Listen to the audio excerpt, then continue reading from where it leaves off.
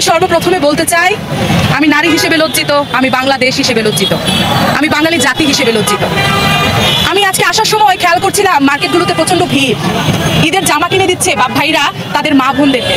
আপনাদের বাপ ভাইদের উদ্দেশ্যে, বাংলাদেশের ছেলেদের উদ্দেশ্যে আমি বলছি, মা বোনদেরকে আপনারা জামা কিনে দিচ্ছেন, ঈদের জামা। আপনার বোনের, আপনার আসিয়ার যদি ইজ্জতই না থাকে, ওই ঈদের জামাটা কেন পরবে বলেন তো ভাই? আজকের এই বাংলাদেশের সকল দল মত নির্বিশেষে সর্বসাধারণ এই আসিয়ার পাশে দাঁড়িয়েছে। প্রশাসন দাঁড়িয়েছে, সরকার দাঁড়িয়েছে, বিভিন্ন বাহিনীর সদস্যরা দাঁড়িয়েছে।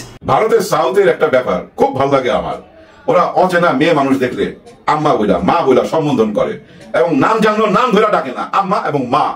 এতে হয় কি জানেন, ভিতরের মধ্যে একটা শ্রদ্ধা চলে আসে, মার প্রতি যেরকম শ্রদ্ধা ভক্তি, এরকম একটা শ্রদ্ধা ভক্তি ভিতরে চলে আসে। আসেন আমরা পুরুষরা অচেনা নারীকে মা বইলা ডাকি, আম্মা বইলা ডাকি, দেখবেন আমাদের ভিতরে না শ্রদ্ধা চলে আসবে। মাকে যেমন আমরা শ্রদ্ধা করি, ঠিক তেমন শ্রদ্ধা আসবে। নারীদের নিরাপত্তা আমাদেরকে নিতে হবে। আসসালামু আলাইকুম সম্মানিত দর্শক মণ্ডলী, দেশ ও প্রবাস থেকে, কাছে ও দূরে, দেশের দূর দূরান্ত থেকে যারাই ঠিক এই মুহূর্তে আমার এই ভিডিওটি দেখছেন, সকলকে জানাই আন্তরিক শুভেচ্ছা ও অভিনন্দন।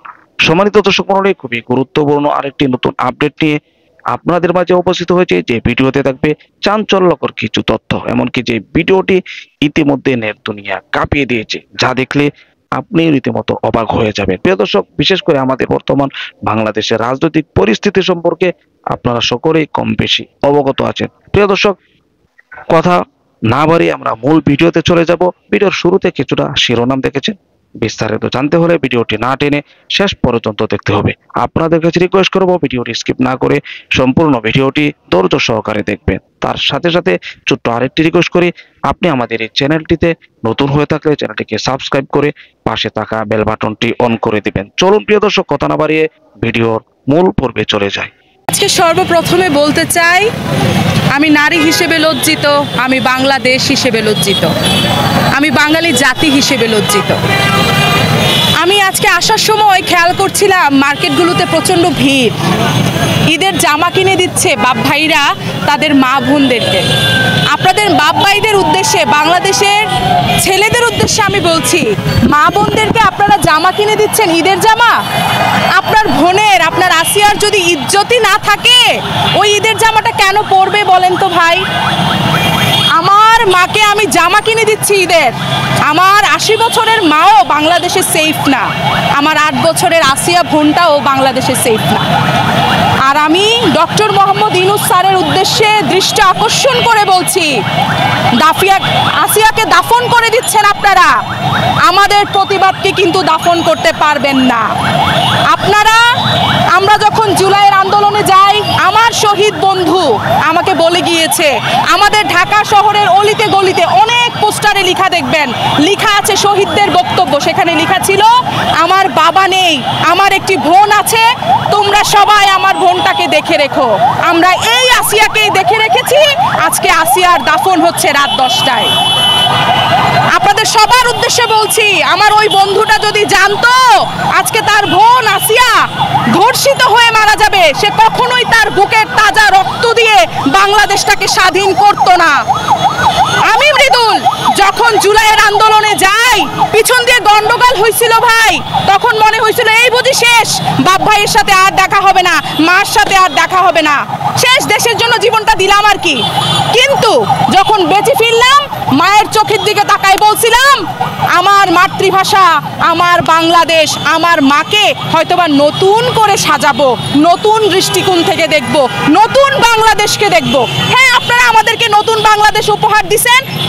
সন্ধ্যার পরে কোনো পুরুষ মানুষ ছাড়া আমরা বের হইতে পারি না, 2000 টাকার বেশি সাথে রাখতে পারি না, হাজার হাজার ছিনতাই উপহার দিছেন, অনেক অনেক ডাকাতি উপহার দিছেন, অনেক অনেক লাশ উপহার দিছেন নতুন বাংলাদেশে। এটা যদি জুলাই মাসে জানতাম, আমি অন্তত এই স্বাধীনতার জন্য যাইতাম না ভাই। আজকে আসিয়ার মৃত্যু হয়েছে, জায়গায় জায়গায় পোস্টার হচ্ছে, জায়গায় জায়গায় ফেসবুকে স্ট্যাটাস দিচ্ছে আমার ভাইয়েরা, কিন্তু আজকে আমাদের বাংলাদেশে মানে প্রতিবাদটা হয়ে গেছে কেমন যেন ফেসবুক ভিত্তিক। কেন বললাম?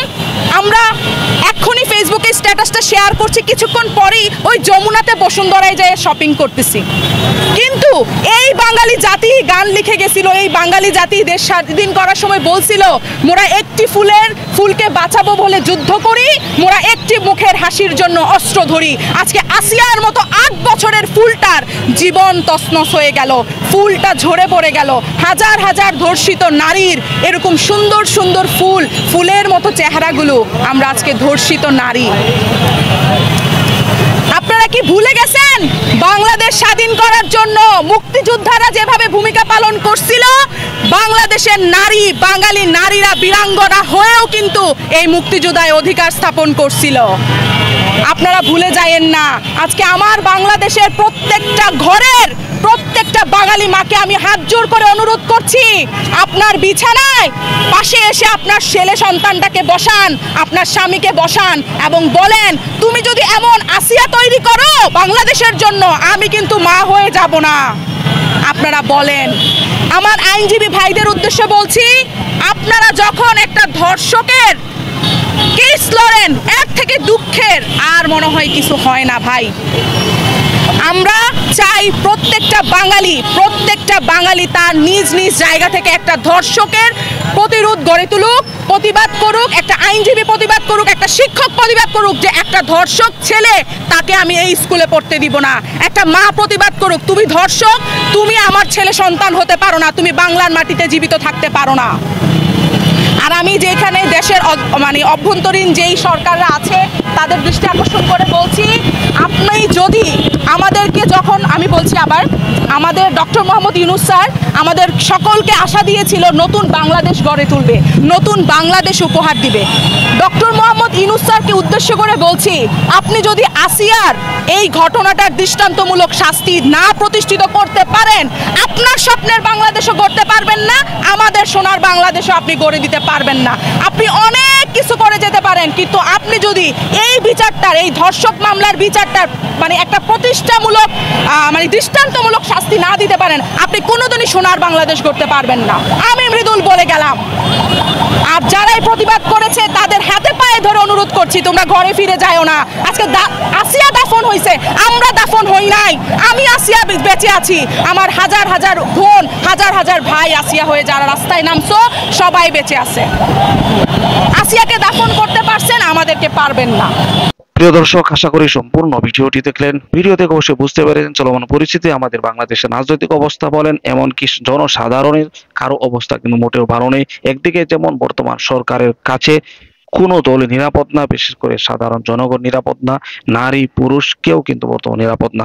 বিশেষ করে নারীদের সাথে যে অবস্থা হচ্ছে, যে তারা রাস্তাঘাটে বের হতে পারছে না, বিভিন্ন জায়গায় যে অমানবিক নির্যাতন হচ্ছে নারীদের প্রতি, এই বিষয়টি কিন্তু খুবই লজ্জাজনক, এমনকি খুবই ঘৃণিত। আর এটার মূল দায়ী কিন্তু সরকারকে দিতে হবে, এমনটি জনগণের বক্তব্য। যেখানে নারীরা নিরাপদ নাই, সাধারণ পুরুষ নিরাপদ নাই, চুরি, রাহাজানি, ডাকাতি সবকিছু মিলে দেশের একটি হযবরল অবস্থা চলছে।